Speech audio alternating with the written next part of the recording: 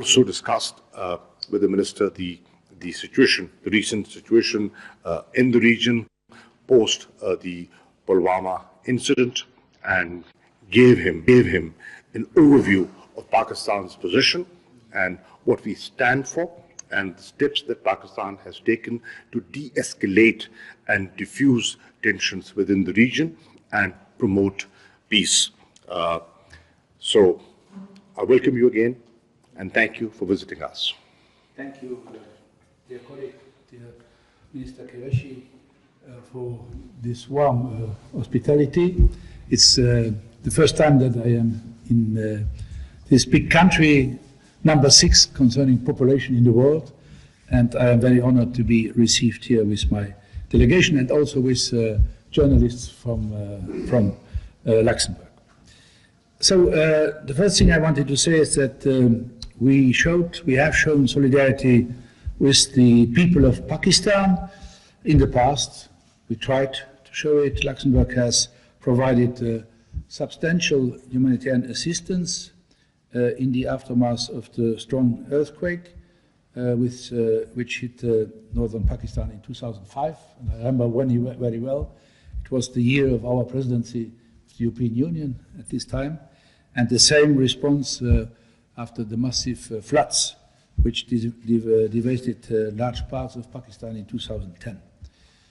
Recognizing the huge burden caused by the significant number of Afghan refugees living in Pakistan. At a certain moment, more than 4.5 million Afghans lived here. Luxembourg has also been supporting the operation of the UNHCR in support of refugees and displaced people in Pakistan. Since 2010, dear colleague, Luxembourg support to Pakistan has reached about 6 million euros. With Minister Qureshi, we have agreed that we can increase and deepen our trade and economic relations in the future. On migration, I must tell you that, yes, the burden sharing and how to address waste migratory movements and refugees in protected solutions. We know in Europe what migration means, but you here in this country, you know it also, as I said, above all from Afghanistan. We try to address the issue and to help integrate asylum seekers, but also to provide the best possible outcome to those who don't qualify for international protection. And we spoke about this, and I think that everybody understood that here we need a very good and a positive cooperation. The new EU-Pakistan strategic engagement plan in its final stages is in its final stages of adoption, and it is foreseen that maybe in a few months before the elections, the European Parliament, Madame Mogherini will be here in your country and to try to settle this new strategic plan. We expect the plan to be signed, as I said, at the occasion of the next strategic dialogue between the European Union and Pakistan, which is expected at the end of March, as I said, here in Islamabad. Jammu and Kashmir, the Minister explained me and our delegation his view, and I can only say that the whole international community has expressed serious concerns about the recent dangerous escalation of tension between India and Pakistan following the 14th February attack in Jammu and Kashmir and the downing of 2 Indian aircrafts. And really, I have stressed that it is of utmost importance to de-escalate the situation, and the Minister agreed with me. We said both the same thing, and in this regard, we highly welcome the gesture of Prime Minister Khan to return the Indian pilot immediately to India, and I will thank the Prime Minister when we meet later today. The world, I think, is already witnessing too many conflicts. No one wants to see an armed conflict between Pakistan and India. The EU has stressed that it stands ready to strengthen its cooperation and dialogue and on counterterrorism, both India and with Pakistan. On Afghanistan, yes, we just had been in Afghanistan 2 days ago. The most important neighbor, I think, of Afghanistan is Pakistan, and we appreciate the efforts of all international and regional actors who try to bring the conflicting parties to the negotiation table. We believe that Pakistan has a very important influence in this regard, and that this is an historical moment to use its leverage to deliver peace in the region. Dialogue between the Afghan government and the Taliban should start as soon as possible, really to try to find solutions.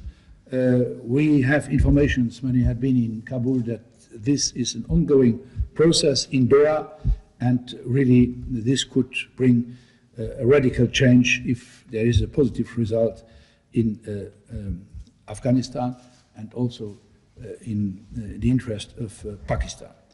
So we welcome also Pakistan's efforts to facilitate talks between the US and the Taliban, and I encouraged, if I can say, Minister Qureshi to continue this engagement in support of Afghan peace, which will bring benefits in terms of regional security. On religion, last word, Christians and Hindus make up the largest minority groups in Pakistan, which is overwhelmingly Muslim. We have witnessed that Pakistan's Christians, like other religious minorities in the country, can be the target of escalating attacks in recent years. The EU is concerned that the space for religious minorities might be shrinking, but as the minister told me, the biggest number of victims are not Christians or Hindus, but are Muslims. So the EU is engaging with the Pakistani authorities on promoting the issue of tolerance between freedom and religion. Thank you. Thank you very much, Excellency. We'll take a few quick questions, Chief, please. The question is for? From visiting Foreign Minister. Thank you, sir. Hamza Rahman is here from Associated Press of Pakistan. And on behalf of my Pakistani media colleagues, I formally welcome you to Pakistan, to you and your media team as well here. So my question is that recent regional situation is very troubling, and regional peace has been challenged by Pakistani neighbor India. Mm-hmm. You have very well mentioned that Pakistan's efforts to defuse the situations. My question is that how Luxembourg sees Pakistan's roles to defuse the situation, and what the role your country can play in this regard. Thank you. Okay, thank you. Our role can only be played in the European Union. I think we are, in the European Union, as a lot of countries in Europe, a promoter of stability in this region. I think that what I said, I have nothing to add. The world cannot really, the world has to avoid a conflict, an armed conflict between India and Pakistan at this moment. I think in the past you had 4 wars. The last war was in 1999. So really this escalation from both sides, spontaneously from your side here in Pakistan with the release of the pilot, and I think also that the Lady Minister of Foreign Affairs in India said the same, that India has no interest to escalate the situation. And therefore, as European Union, we can only help both sides really to start a dialogue around the table and try to find a solution. I know that it's not only about terrorism, but maybe that the Prime Minister of Pakistan is right, that the Nobel Prize will be for the man or for the women who can find a solution on Kashmir. Thank you very much, Excellency, from Luxembourg. Hello, Dunya Samaa with Tagma from Luxembourg. My question would go to both of you. You have been talking about the fact that we might deepen relations, or that you would like to deepen relations on an economic basis with Luxembourg and Pakistan. My question to you, are there any precise examples, and if so, are there conditions to that cooperation? Thank you. Conditions to the cooperation. Cooperation, are there any conditions to this cooperation, developing economic cooperation? Some specifics. As the Minister said, that Luxembourg is part of the European Union. European Union is very important to Pakistan, our major trading partner. We have a lot of Pakistanis living in Europe. They're contributing to the economic development of Europe. We are in the process of negotiating a new strategic engagement plan with the European Union. So we have a deep interest in the European Union, and obviously Luxembourg is part of the European Union. We feel there's a lot of potential for investments in Pakistan. There's a lot of potential for enhanced bilateral trade and European trade and Pakistani trade. So I see a lot of potential ahead, and we would encourage further engagement and interaction with all European countries. And I shared with the Foreign Minister that on the 12th, I'm expecting the Foreign Minister of the largest European economy, Germany, to Islamabad.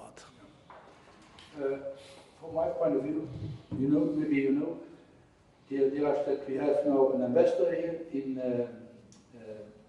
in Pakistan, Mark Hübsch, who is the ambassador in China, but China is a small country, so we can do it in both sides.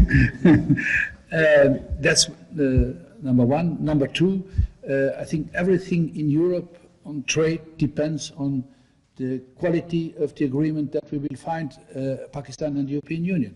And number three, we have 186 Pakistan people in Luxembourg. So our numbers are not with a lot of zeros, but only the three first, so 187. In Pakistan, I think you have 205 million people living, so 187 live in Luxembourg. But there is one point on the green bonds.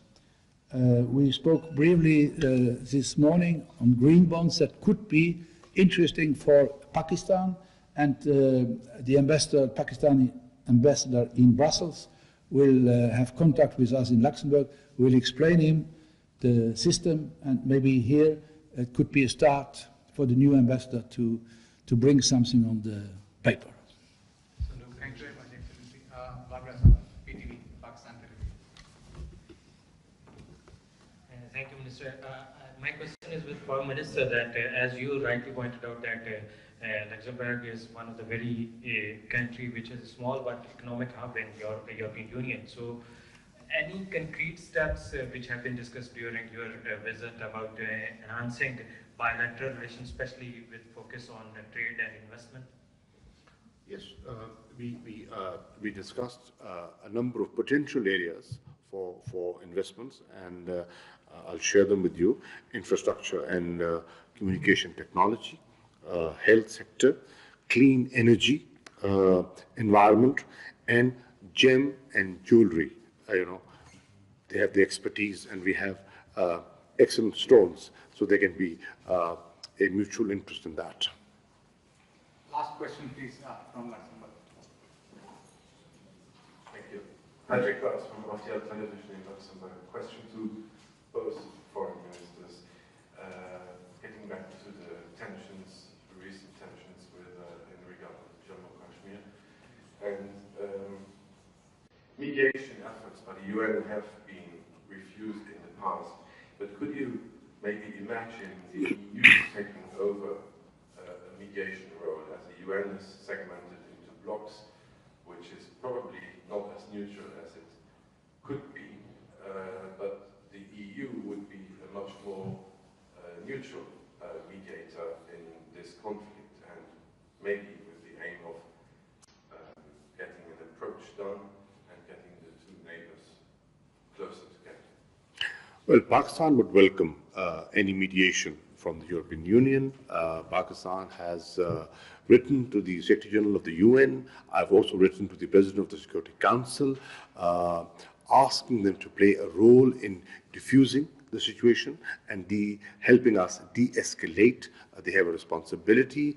Jammu and Kashmir is on the UN agenda. There are a number of Security Council resolutions that remain unimplemented, so they have a responsibility. I am grateful to the role played by the European Union in helping de-escalate. We welcome that, and if the Europeans can mediate, Pakistan would welcome it. India has always preferred bilateralism, but unfortunately, they have shied away from bilateralism as well. When a third party approaches them, they say, no, we've got to do it bilaterally. And when we engage them, and they say, no, we are not ready for an engagement. So, Pakistan would welcome a third party facilitation, and if the European Union can do it, so be it. Okay, that was clear. Sometimes, Minister, we have to, in the European Union, we have to mediate between us to find a way, you know. Okay.